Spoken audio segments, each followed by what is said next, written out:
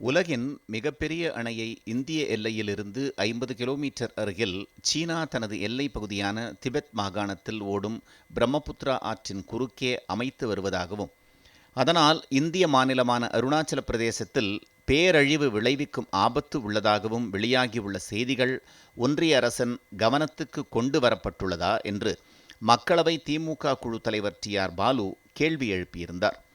அப்படியானால் இந்த அணை திட்டத்துக்கு இந்தியாவின் எதிர்ப்புகள் சீன அரசிடம் முறையாக தெரிவிக்கப்பட்டுள்ளதா, அதன் விவரங்கள் என்ன என்றும் வினவியிருந்தார்.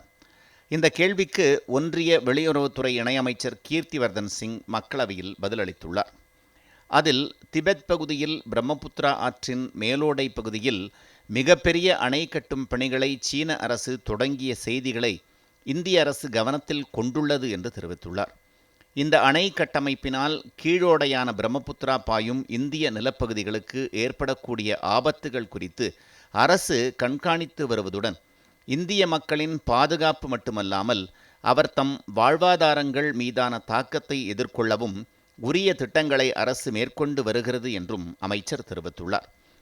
இந்த பிரச்சினை குறித்து சீன அரசுடன் பல முறை விவாதிக்கப்பட்டிருப்பதாகவும், கடந்த ஆண்டு சீனாவில் உள்ள டியான்ஜின் நகரில் நடைபெற்ற ஷாங்காய் ஒத்துழைப்பு அமைப்பின் கூட்டத்தில் பங்கேற்ற பிரதமர் நரேந்திர மோடி சீன அதிபர் ஜி ஜின்பிங்குடன் நடத்திய பேச்சுவார்த்தையின் போது இந்த அணை தொடர்பான பிரச்சனையையும் இந்திய அரசின் கவலை குறித்தும் எடுத்துரைத்தார் என்றும் அமைச்சர் கீர்த்திவர்தன் சிங் தனது விரிவான பதிலில் தெரிவித்துள்ளார்.